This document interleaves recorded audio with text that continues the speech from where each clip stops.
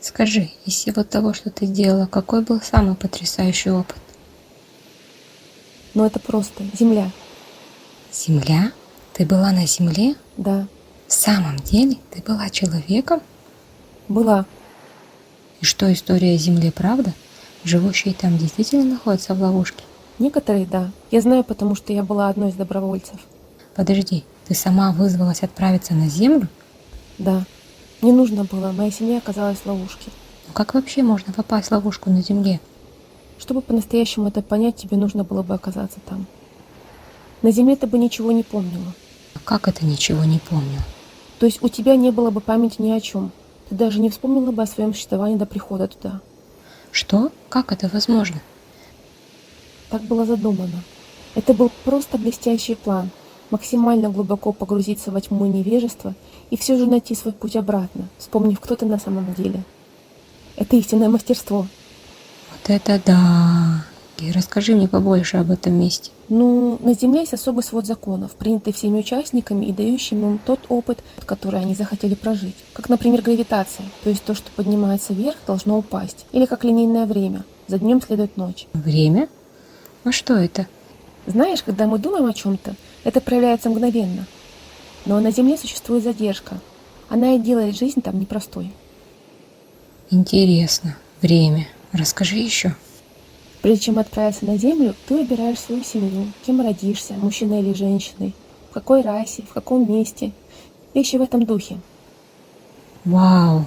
Так что ты можешь выбрать свой собственный персонаж? Именно, ты начинаешь свое путешествие на Земле, родившись беспомощным ребенком. Полностью зависишь от других, чтобы они научили тебя правилам. Но поскольку никто не помнит правила, они придумали свои собственные, основанные на страхе и отдаче своей силы другим. Но это совсем не похоже на веселье. Да, не всем там легко. А что ты делала здесь, пока частичка тебя была воплощена на Земле? Я наблюдала за ними. Это было довольно забавно. Почему забавно? Ну вот они, эти величественные, могущественные существа, которые проживают самый потрясающий опыт во Вселенной. А они и понятия об этом не имеют. Я старалась направлять их как могла. И ты могла с ними общаться? Да, но они меня не слышали. Я указывала им на знаки, посылала импульсы, чтобы подсказать. Но они не могли это почувствовать или разглядеть. И почему же? Они не доверяли себе. Так поэтому они отправили призыв о помощи. Именно. Это как раз, когда ты ушла? Нет, я ушла позже. А первые добровольцы, им досталось по полной. Это как? Ну, они их убили. Что? Они убили добровольцев. Они их убили? Люди на Земле не могли понять послание, передаваемое им. Идея о том, что они были так же могущественны, как и сами добровольцы, пугала их. Что же это были за послания? Здравый смысл, типа все ответы, которые ты ищешь, находятся в тебе, все то, что я могу сделать, можешь и ты, и многое другое. Так они их убили. А потом исказили переданное послание и создали еще больше страха. Что ты имеешь в виду под больше страха? Ну, например, Бог в тебе превратилась в ты отделен от Бога.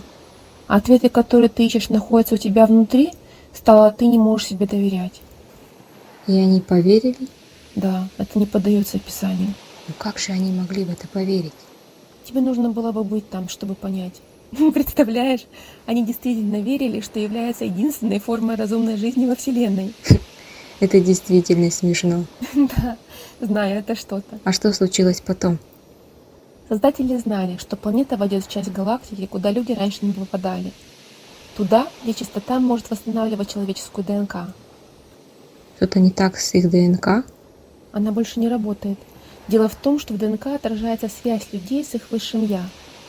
Так вот почему они не могли тебя услышать. Да. И знаешь, у этого нового плана была своя особенность. Только проживающие воплощения на Земле могли настроиться на эти новые частоты.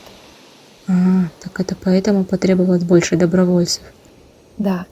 И в этот раз создатели рассчитывали на абсолютный успех. Для этого им нужны были миллионы таких, как мы, в физической форме, готовых к настройке на эти частоты.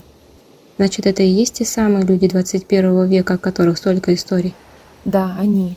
А мы вызвались добровольцами из всех уголков Вселенной, чтобы помочь им пробудиться. В чем же заключалась ваша работа, когда вы оказались на Земле? Мы должны были проснуться, настроиться на эти частоты и распространить их по всей планете. Это немыслимо. Многие из тех, кто наблюдал за экспериментом, сомневались в нашем успехе. А что было, когда вы попали на Землю? Когда мы оказались там, нас научили все тем же убеждениям, которые передавались из поколения в поколение и которые были основаны на страхе. Мы жили так же, как и все остальные, совершенно не понимая, кто мы такие и что должно было случиться. Но как только Земля вошла в те особые частоты, мы начали ставить под сомнение привычные нормы, задавать вопросы и одним за другим стали пробуждаться. То есть план действительно работал? Да, и чем больше мы доверяли себе, тем быстрее мы укрепляли связь со своим высшим «Я», вспоминали, кто мы, приходили к пониманию, что происходило вокруг. И поскольку мы были равномерно распределены по всей планете, ее частота начала быстро расти. И что случилось тогда? Люди начали ощущать ускорение времени.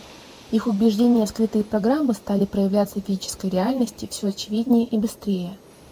Те, кто были поглощены страхом, создали еще больший страх.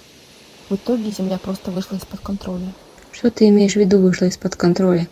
Те низкочастотные убеждения, которые контролировали человечество на протяжении целых эпох, больше не могли существовать. Поэтому они начали самоуничтожаться, и мир погрузился в полный хаос. Это звучит ужасающе. Так и было для тех, кто жил в страхе. Но для нас, добровольцев, нет. Мы все знали, что это трансформация старой энергии в новую. А что было дальше? В нашем пробуждении наступил переломный момент, и мы создали новую Землю. Новую Землю? А что случилось со старой Землей?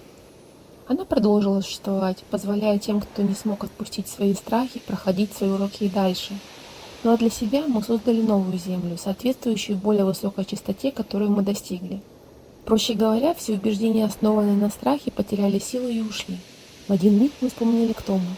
Мы поняли, что все мы связаны, и перестали причинять друг другу боль. Мы начали уважать и любить друг друга.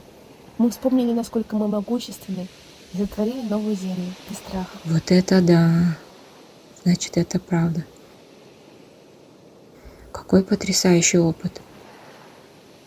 Отличная работа. Благодарю.